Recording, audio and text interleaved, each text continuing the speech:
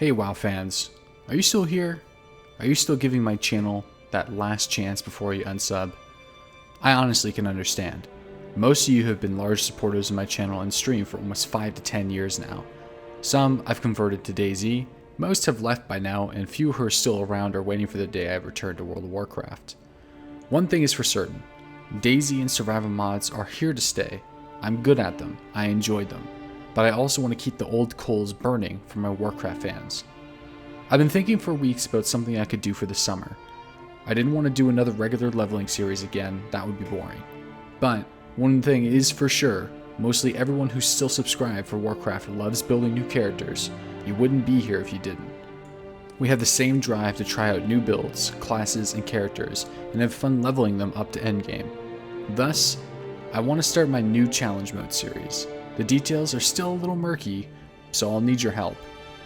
I want to take your suggestions to build a set of rules and guidelines that I must follow when leveling up my next character in World of Warcraft.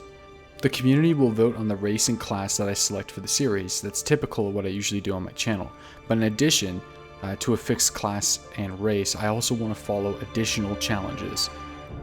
Here's my suggestion. I bring you the Nomadic challenge. Maybe not as hardcore as Iron Man, but not as easy as standard mode. Here's the basic idea around the Nomadic challenge. The character that I create has to follow these limitations. Number 1, no bind on account items.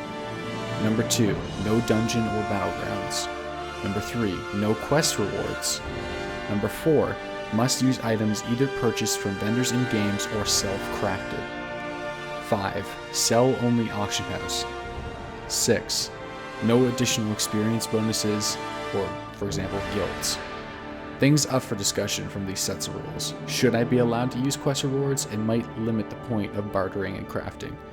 Should I be allowed to purchase materials from other players, maybe not directly through the auction house, but maybe through bartering and in the trade chat? Should there be any additional restrictions? Let me know in the comment section below. And lastly, should I just say fuck it and do the Iron Man challenge instead? Please let me know what you think in the comment section below. So let me just kind of, now that you guys know the details, I kind of want to talk about it a little bit more unscripted. So obviously, no bind on account items, that's pretty obvious. I don't really like using bind on account items when I do a leveling series, just because I want to do it from a perspective where anybody can actually create a character and jump in and follow my guide without, you know, the requirement of having an endgame character. It's certainly not the point. And I do like the uniqueness of being able to collect items and gear when I'm leveling, so you're not just limited to that epic gear set that you get from level 1. No dungeons and battlegrounds. I think it's pretty self-sufficient, or self-explanatory. Not self-sufficient. No dungeons means that I won't be able to acquire boss loot, which if you do any dungeons nowadays, you'll be able to get a full set of blues very quickly. And battlegrounds, I mean, I don't really get too much rewards from them, but I think it would just be painful, especially doing battlegrounds with light gear. No quest reward items. So the whole idea around no quest rewards is, I think if I just found quest rewards, I would have no reason to go out there and try to vendor and barter with vendors for items. I wouldn't have any point of using crafted equipment. I would just be able to level, you know, through questing items and gear. That being said, at the early levels, it might be a bit challenging to not use questing gear, but I don't know.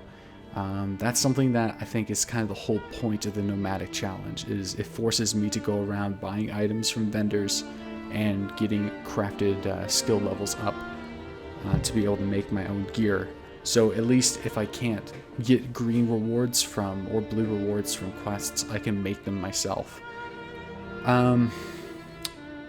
Sell only auction house. I think obviously there's got to be a way for me to make money in the game, and what I could do is just sell everything to vendors and barter with vendors completely. But it would be cool to see how much gold we do make from selling everything through the auction house by the end of the series, or vendoring it. I might just cut out the auction house completely and just say, hey, I can only sell the vendors, which would be pretty interesting. And obviously no additional experience bonuses. That's pretty obvious. I don't really want to be in a guild and get the, I think it's like a, I can't, it's been so long since I played it, the experience bonus from guilds, whatever that may be. I think it's 10%.